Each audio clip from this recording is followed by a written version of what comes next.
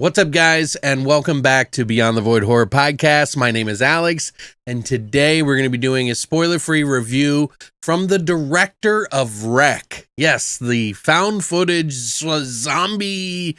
They did a new movie called Venus, and we're going to get into it right now.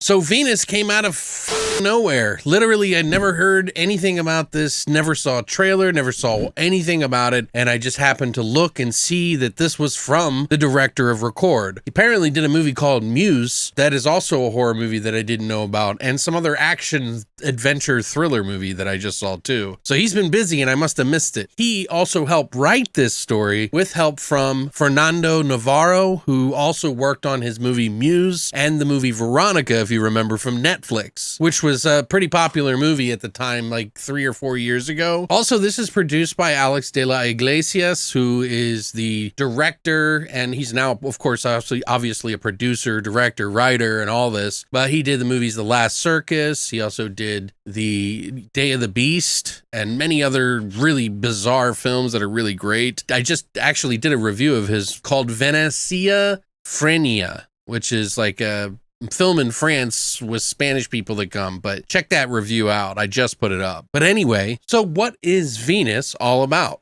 Well, I'm just going to tell you right now that if you are sold on the idea that this is a movie directed by the guy who did Record, you should probably go ahead and just watch it before. I think it's safe to rent. It is a little bit more of a slow burn, and the less that you know about the movie, the better. It is not a super action-packed movie, but there are moments in the film that are thrilling and suspenseful. But if you don't want anything that would spoil anything, it might be best just to go see the movie. Now, of course, I want you guys to watch the rest of this, but I'm just giving it as an option to those who do not want any kind of information, because I went into this blind and it ended up being kind of a good thing. But let's just say what they say on their IMDb page is horror invades the concrete corridors of a cursed apartment complex on the outskirts of Madrid. So when I see something as vague as that, I want to make sure that I'm giving you that option. If you're still curious, I won't ruin it. I'm not going to spoil anything that I think would be too detrimental. But if you want a little bit more information as to what the story kind of revolves around and not what happens or what they're involved with,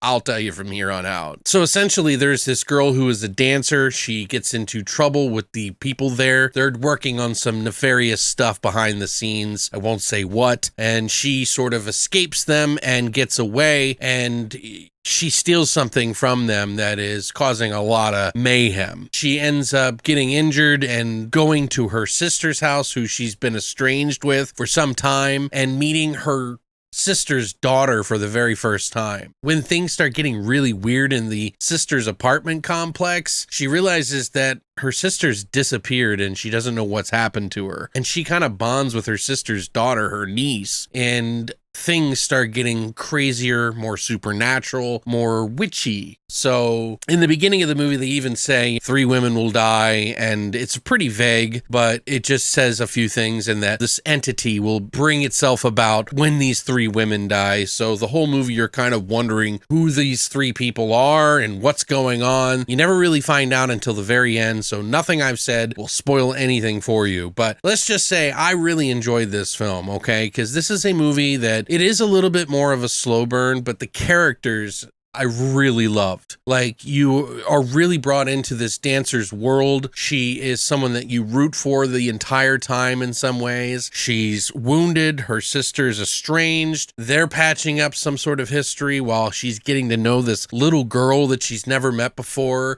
And this story of their bond in the middle of all of this crazy shit that she's running away from, while all these people are looking for her, really add to like this level of tension and suspense that that really add to it, but it's done on a very small scale, financially I'm speaking, because it's not a movie that is like a big budget action packed movie, but there is some action in the film and it's actually kind of graphic. A lot of people are making some very semi-loose references to Suspiria, and they're talking about the newer remake of Suspiria, by the way, because it is a little bit more physical in this one than the original one by Argento, I think. Both of those films I've always enjoyed. I think I prefer the original Suspiria, but I can see where people are getting sort of the comparison, because some of the body and the sort of physicality in the film is pretty grotesque, and there are some things in the movie that kind of lead you in that general area, but not directly. This isn't a movie that is just like Suspiria or anything, but it has that sort of presence and that sort of suspense and weirdness. Plus, it does have a really big final third act. A lot of these little pieces that you see in the movie really kind of piece together and come together for like a, oh shit kind of moment when you finally get to the third act, which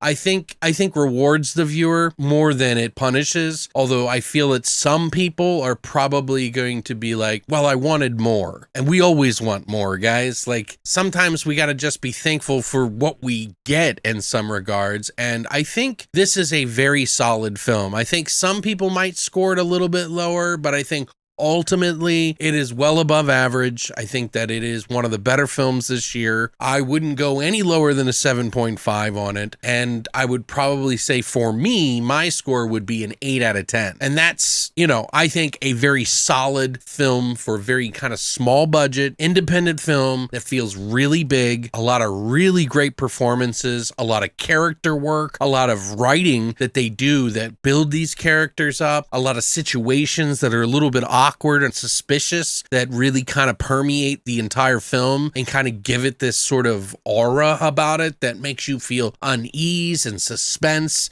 And then they even throw in the sort of like mobster kind of thing to kind of modernize this sort of old vibe up to a really big movie in a way. For an independent feature, this is pretty goddamn good. And I actually really like it. This could go up on a second viewing higher because I'm kind of buzzing on this movie, and that usually means like an 8.5 or a 9, but I'm trying to taper my intensity down a little bit to kind of really kind of comb through it a little bit. But I wouldn't be surprised to see this on the list at the end of the year. Is it as good as Cobweb? No. But guess what movie they compared it to when I looked at IMDb? You guessed it, Cobweb. And that's one of the bigger movies this year I've seen and I really enjoyed. Again, one of those movies that isn't going to be for everybody, but I think it's not as slow burn as some might think. I think it's got enough character development and things going on to kind of lead you down the path, as I call these little snack treats. They aren't necessarily the goriest, most disturbing snack treats, and there are some CGI moments in this film that aren't the best, but they're sufficient and they work, including one death that was pretty awesome.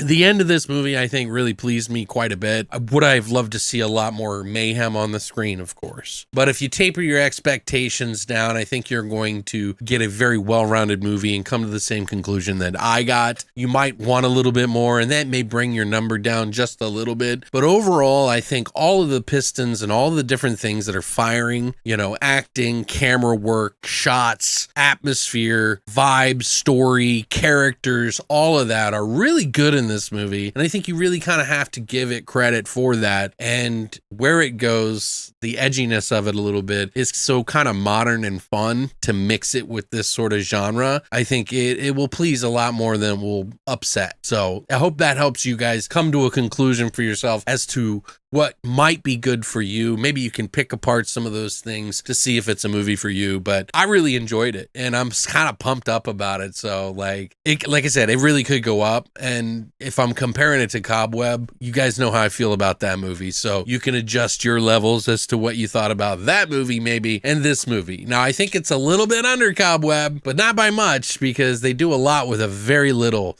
So I think Wame Balaguero did a really good job, and his writing partner and him do a really good job. They did a very good balanced work. So if you want to rent it, it's out now. You can, I got the ultra high def. I'd highly recommend that, by the way, because it really gets the deep blacks in this film a lot better than you would get with a HD transfer. So if you have the 4K, it's only like, I think $3.99 or $2.99 for the HD copy, but it's like $4.99 or $5.99 for the, I think we paid $5.99 for the UHD. So it's like $2 more. Honestly, I think it was worth it for this particular movie, but you know, that's up to you. But yeah, if you want to go rent it, check it out. There you go. Yeah, that's all I got to say. I can't say too much more. There's a lot in the trailer that you'll probably see. I haven't seen the trailer yet, so I don't even know. But I'll pepper it in here just a little bit to just give you kind of an idea as to what the film is about. But other than that, thank you so much for coming by. Let me know what your thoughts are in the comment section down below.